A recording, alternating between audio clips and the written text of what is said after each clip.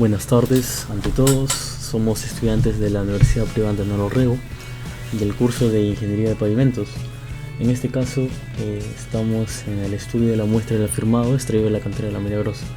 Los integrantes son los siguientes: Bustos Contreras Cian, Chunga García Flavio, Orrillo Pérez Cintia, Rojas Murrugarra Cristian y Vargas Majulucan Karen. Bueno, el día de hoy hablaré sobre el ensayo de Proctor modificado. Y bueno, ¿para qué sirve el ensayo de Proctor modificado? Este ensayo es fundamental en la construcción de pavimentos y carreteras, porque permite determinar la densidad seca máxima y el óptimo contenido de humedad, que lo podemos sacar mediante la curva de compactación, mediante el ensayo de Proctor modificado, que explicaré en los siguientes minutos.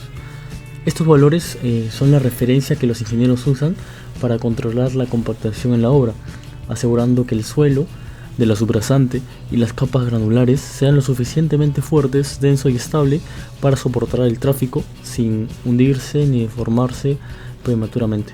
Nosotros nos guiamos del manual de ensayo de materiales del Ministerio de Transportes y Comunicaciones para poder hacer nuestro ensayo.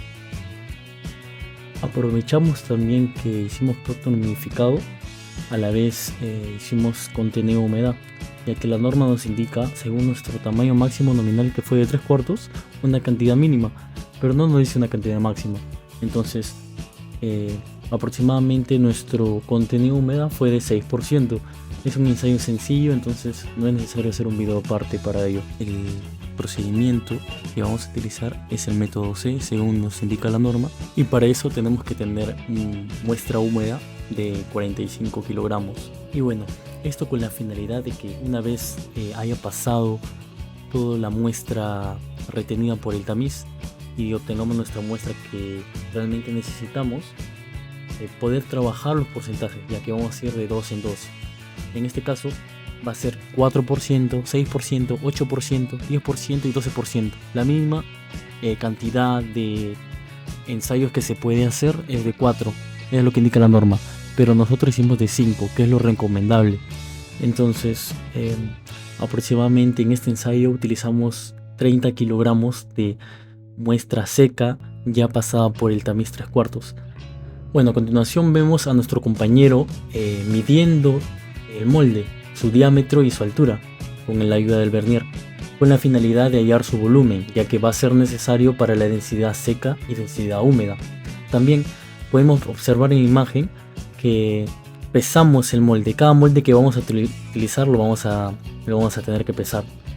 Bueno, de ahí, como vemos en la imagen, ya tenemos nuestros 6 kilos en un recipiente ancho, ¿no? Y vamos a tener que agregarle un contenido de agua. Ya va variando de 2%, bueno, depende del suelo. En nuestro caso va de 2%.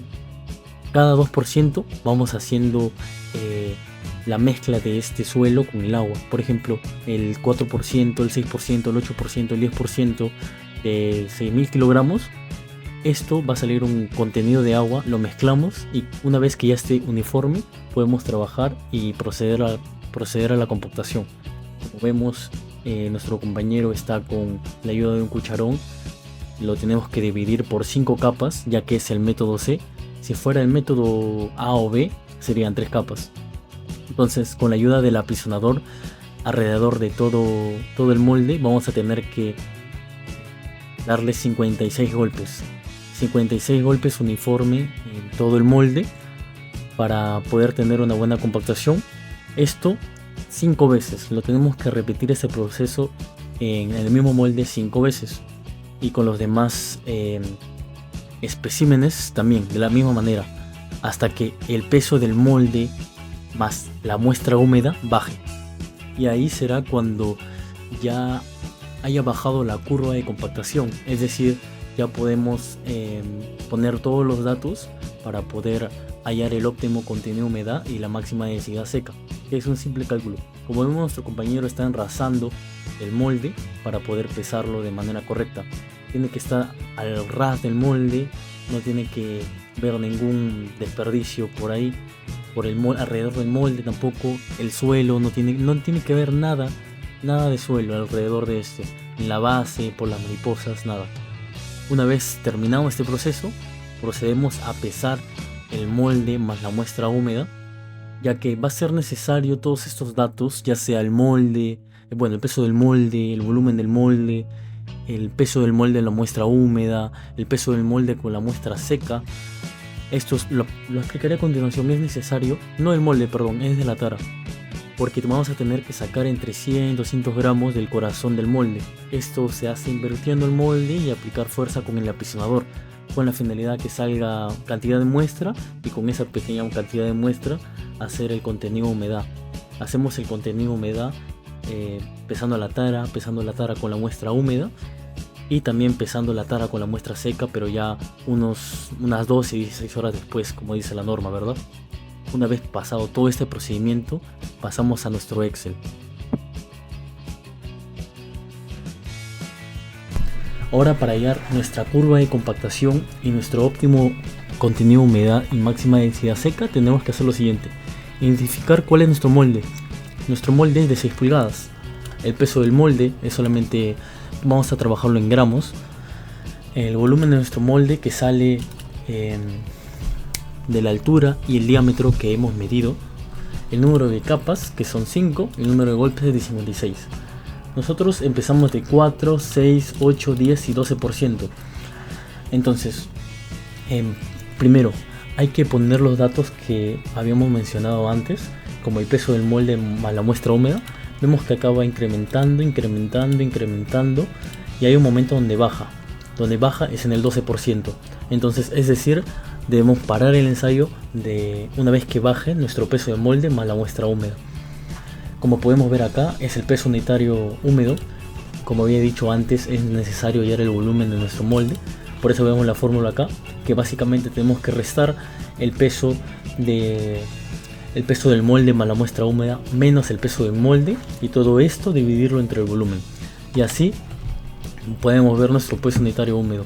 Este cálculo es necesario para hallar nuestro peso unitario seco, ya que vamos a utilizar también el contenido de humedad. Acá podemos ver la fórmula, que es el peso unitario húmedo entre 1 más el contenido de humedad, que el contenido de humedad se saca de la siguiente manera: pesamos la tara, como había mencionado en el video, pesamos la tara más la muestra húmeda, todo esto sacado del corazón, y una vez pasado en el horno 12-16 horas, ponemos la masa del recipiente y la masa de la muestra seca. Con esto podemos hallar la cantidad de agua, y con esto podemos hallar, con una simple fórmula, nuestro contenido de humedad. Básicamente es la masa del agua entre la resta de la masa del recipiente más la muestra seca menos la masa del recipiente. Una vez hecho esto, tenemos nuestro peso unitario seco. Como ya he comentado, esto nos sirve para la curva, también nos sirve nuestro contenido de humedad. Vamos a la curva de compactación, que podemos ver que es máxima densidad seca, una relación entre la máxima densidad seca y el óptimo contenido de humedad. ¿Y cómo se saca esto? Simple, solamente tenemos que ingresar todos estos datos. Tenemos que ingresar nuestros datos del óptimo contenido de humedad en X y del peso unitario seco o la máxima densidad seca en Y. Lo podemos hacer también con una regresión cuadrática si se quiere ser más exacto de en qué momento baja la curva, pero nosotros lo hicimos así. El momento que baja la curva, hacemos una proyección en X y en Y, y así podemos ver que nuestro óptimo contenido de humedad es de 9.5 y nuestra máxima densidad seca es de 2.082 gramos sobre centímetro cúbico. Y aquí cabría el ensayo. Estos datos nos servirían para el ensayo de CBR, ya que son muy necesarios. Sin estos dos datos sería imposible hacer el ensayo CBR, ya que sí o sí necesitamos nuestro óptimo contenido de humedad para hallar el 95% de nuestro CBR, que eso se verá en el otro video.